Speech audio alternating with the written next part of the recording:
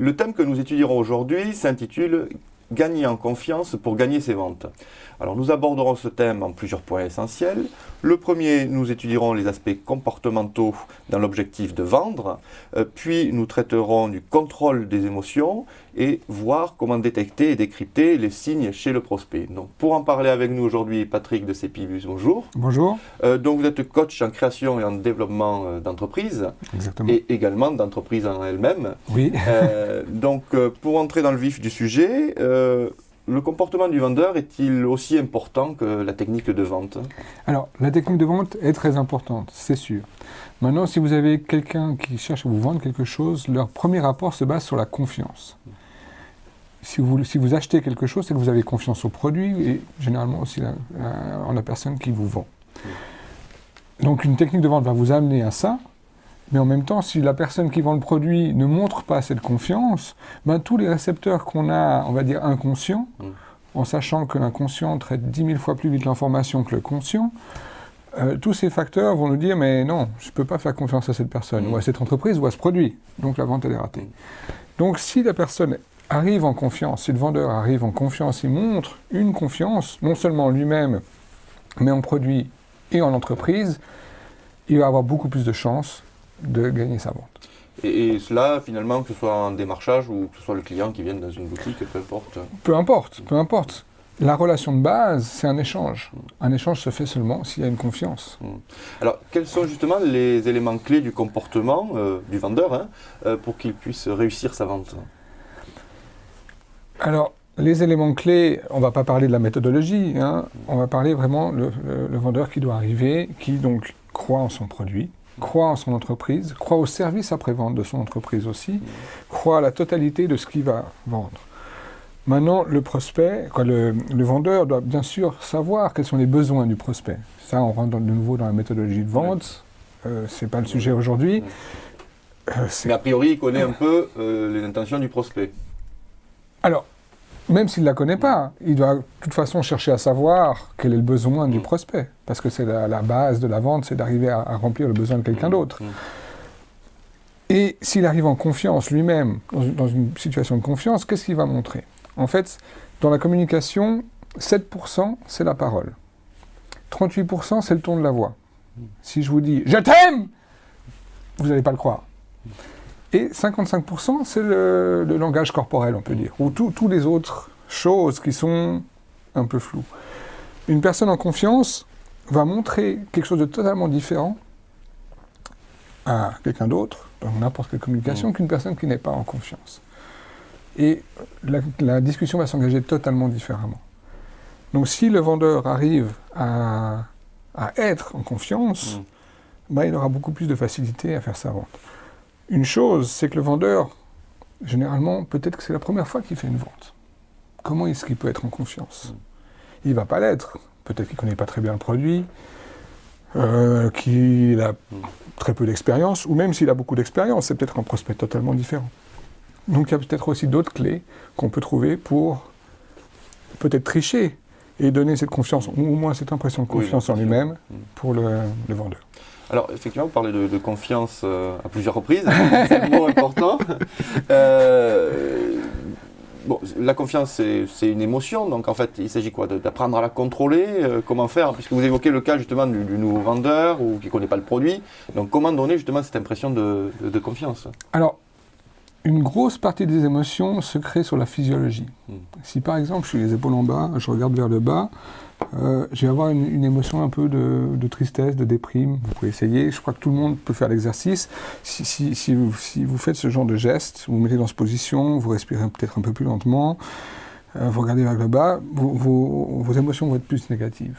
Si vous, au contraire, vous levez vos épaules, vous regardez un peu vers le haut, vous mettez un sourire sur votre visage, l'émotion devient positive. Donc l'émotion est très très fortement liée à notre physiologie. Donc déjà, le vendeur peut faire attention à comment il est, comment il se comporte physiologiquement, comment il se porte, et peut-être même déjà juste avant la vente, de se mettre dans des positions où il se sent en confiance, qui ne sont peut-être pas liées à son expérience de vente dans le passé, mais à d'autres expériences dans sa vie. Et en faisant le lien, il va arriver en montrant beaucoup plus de confiance au prospect. Et lui-même va ressentir plus de confiance. Donc vous venez d'évoquer effectivement l'aspect physiologique qui est important. Y a-t-il d'autres comportements clés Alors c'est pas réellement un comportement, c'est plus le langage qu'on a, les mots qu'on utilise. Les mots qu'on utilise déjà envers soi-même. Si avant la vente, on va se dire ça va être difficile, je vais rater cette vente, c'est un client que je supporte pas, etc. On va amener ce genre d'énergie dans la réunion. Et ça va se voir sur notre physiologie, mais ça va surtout nous faire descendre cette émotion de confiance. Donc effectivement, un état d'esprit...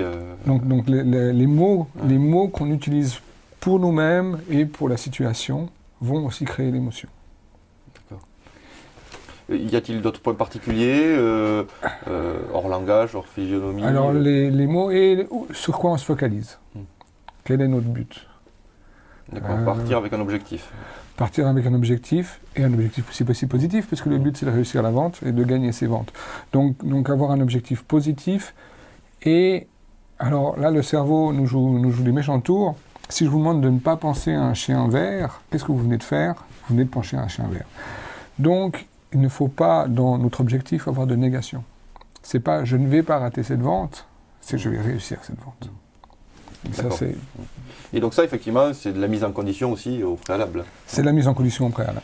Alors, vous parlez de confiance, donc effectivement, là, on évoque un peu en amont, avant l'entretien avec le prospect. Au cours, justement, du déroulement de cet entretien, la confiance peut s'amenuiser. Donc, est-ce qu'il faut persévérer? Comment réagir dans ces cas-là?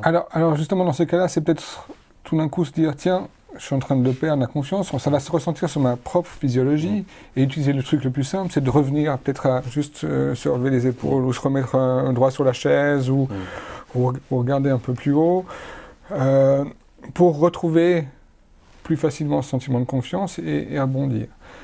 Bien sûr, la confiance amène le succès amène la confiance, c'est un peu un cercle vicieux, donc sur quoi on peut jouer, c'est sur cette physiologie qu'on change et qu'on va retrouver l'émotion, ou on va reprendre les bonnes habitudes, les bonnes choses, on va reprendre les questions. Un des autres trucs, si on veut, aussi, c'est la respiration. La respiration un peu plus lente, plus profonde, va nous aider à reprendre nos esprits. Et je pense que c'est important, parce que des moments où l'émotion, quand l'émotion monte, l'intelligence descend dans un certain sens. Donc dans une vente, si la personne en face ne devient pas réceptive ou peut être agressive par rapport à quelque chose, même si ce n'est pas par rapport au produit qu'on vend, nous, si on rentre aussi dans ce jeu émotionnel, on va descendre l'émotion. Et le but du vendeur, en fait, c'est d'amener le prospect à augmenter son niveau émotionnel. Au départ, il a peut-être la peur, il a peut-être de la colère, il a peut-être de l'insécurité. Et le but du vendeur, c'est en présentant son produit, en comprenant les besoins du client, c'est de faire monter cette émotion à un niveau où il y a de la confiance en l'autre, il y a de la compréhension, et c'est ce qui va déclencher, finaliser en fait le processus de vente. D'accord. Donc effectivement, c'est un élément qui motive à persévérer, ou finalement le seul objectif du vendeur, ça doit être de vendre à tout prix? Alors, qu'est-ce qui motive un peu cette persévérance? Il y a plusieurs types de vendeurs. Vous vous rappelez peut-être du film Les Portes de la Gloire, je crois, avec Poulvord. Vendeur d'encyclopédie, mettre quasiment le pied dans la porte pour rentrer. Alors déjà, un truc de vendeur, c'est celui qui doit vendre du porte-à-porte. Il ne faut pas mettre le pied dans la porte, c'est souvent très mal perçu. Par contre, une chose très facile à faire, c'est juste de s'essuyer les pieds sur le paillasson.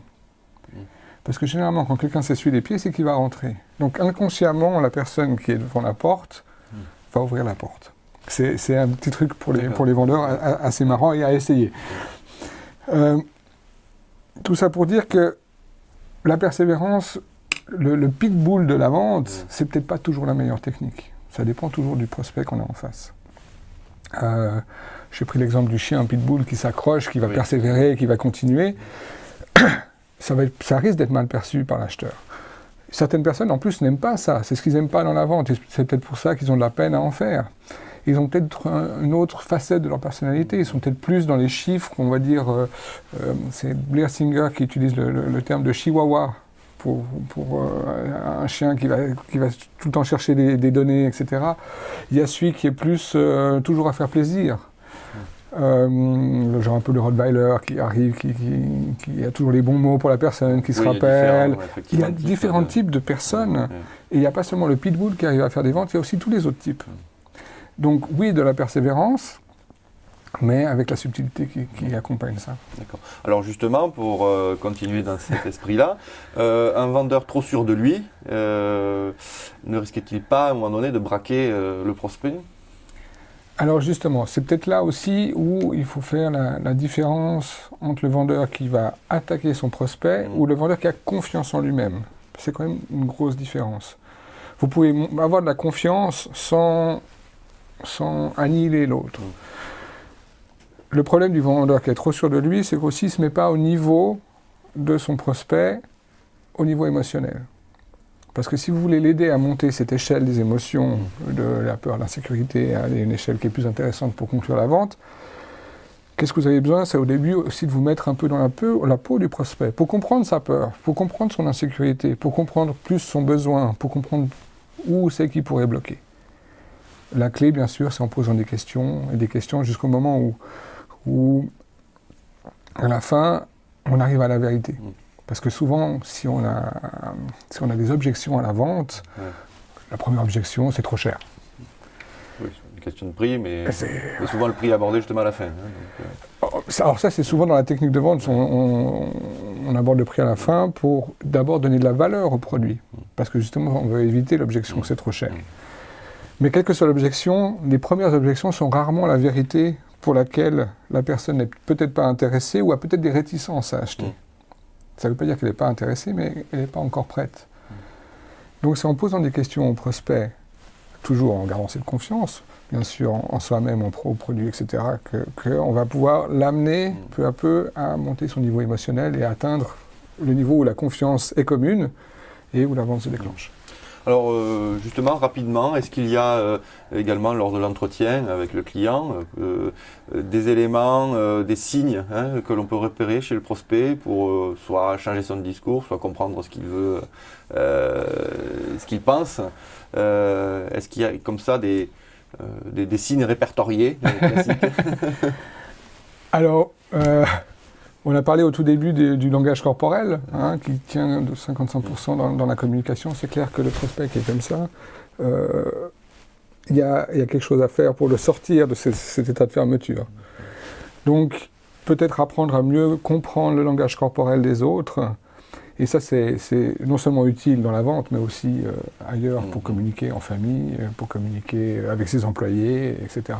Donc, je pense une petite base, sans quand même trop généraliser, de comprendre le langage corporel des gens. C'est intéressant. Pour conclure, auriez-vous des conseils pratiques à donner aux éditeurs qui... Alors, vraiment, le conseil, c'est la physiologie. La physiologie, utilisez-la pour changer votre émotion. Mettez-vous simplement, peut-être imaginez un moment où vous étiez vraiment en confiance, et puis essayez de trouver les points, quand vous imaginez ce moment, comment vous êtes physiquement. Est-ce que vous êtes en train de respirer rapidement, lentement?